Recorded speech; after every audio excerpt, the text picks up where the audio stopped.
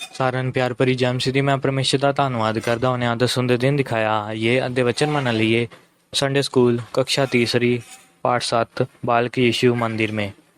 हालांकि यूसुफ अपने परिवार सहित नासरत में रहता था, तो भी वह प्रतिवर्ष त्यौहार मनाने के लिए यरूशलेम जाया करता था। हर वर्ष यीशु डील डोल में बढ़ता जाता था। जब वह 12 वर्ष की आयु का हुआ तो एक विशेष घटना उसके जीवन में घटी। हमेशा की तरह यूसुफ, मरियम और बालक यीशु अपने मित्रों और रिश्तेदारों के साथ यरूशलेम के मंदिर की ओर यात्रा आरंभ करते हैं। यूसुफ ने यीशु से कहा, परमेश्वर के भवन में बहुत तेरे बुद्धिमान शिक्षक होते हैं। जब तुम मंदिर में जाओगे तो वह तुम्हें परमेश्वर के विषय में शिक्षा देंगे। यीशु उन समझदार शिक्षकों की बातें सुनना चाहते थे, साथ ही उनके मुंह से परमेश्वर के विषय में उनकी बातें भी सुनना चाहते थे। वह सभी लोग साथ साथ यात्रा कर रहे थे और अंत में यरूशलेम पहुंच जाते हैं, जहां प्राचीन मंदिर था। चारों ओर लोगों की भीड़ थी। बालक यीशु लोगों को देखना और वहां के स्थानों पर घूमना फिरना चाहता था, परंतु सबसे अधिक वह चाहता था कि परमेश्वर के भवन में अर्थात मंदिर में जाए।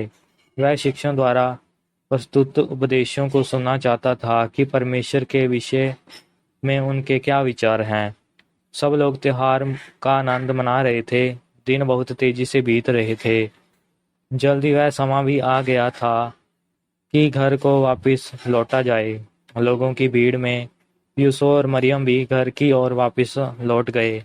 उन्हें बालक यीशु दिखाई नहीं दे रहा था, परंतु तो भी यह समझकर कि यीशु रिश्तेदारों के साथ होगा, वह चले गए। जब दिल ढल गया तो उन्होंने पाया कि यीशु कहीं नहीं है। बहुत खोजबीन रिश्तेदारों में की गई, पर यीशु नहीं मिला। वह दोनों बड़े उदास हो गए। अगले दिन यूसुफ और मरियम यीशु की खोज में वापस लौटे। 3 दिन के बाद वह मंदिर के चारों ओर भीड़ थी। लोग उन बुद्धिमान शिक्षकों की बातें सुन रहे थे जो वहां प्रस्तुत की जा रही थी। बालक यीशु भी उनके बीच में बैठा हुआ था। वह शिक्षकों से प्रश्न पूछ रहा था।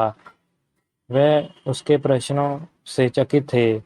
उन्होंने आपस में कहा, यह तो बड़ा चतुर बालक है। यह तो व्यवस्था की बहुत सी बातें जानता है और समझदारी के प्रश्न पूछता है। इसी बीच यूसुफ और मरियम वहां पहुंच जाते हैं और यह देखकर दंग रह जाते हैं कि बालक यीशु उन बुद्धिमान शिक्षकों से विचार विमर्श कर रहा है। तब मरियम ने उससे कहा, बेटा, तूने हमसे ऐसा व्यवहार क्यों किया? देख, तेरा पिता और मैं व्याकुल होकर तुझे ढूंढते रहे हैं। इस पर बालक यीशु ने उन्हें उत्तर दिया, क्या तुम नहीं जानते थे कि मुझे अपने पिता के घर में होना अवश्य है? यीशु को पाकर वह प्रसन्न हुए और वापस नासरत की ओर लौट गए। उदाहरण लूका उसका 2 अध्याय 41 से 52 आयत। याद करने के लिए पद लूका उसका 2 अध्याय उसकी 52 आयत। यीशु बुद्धि, डीलडोल और परमेश्वर तथा मनुष्यों के अनुग्रह में बढ़ता गया। लूका उसका 2 अध्याय उसकी 52 आयत। प्रभु एना वचनों द्वारा सबनु आशीष देवे। आमीन।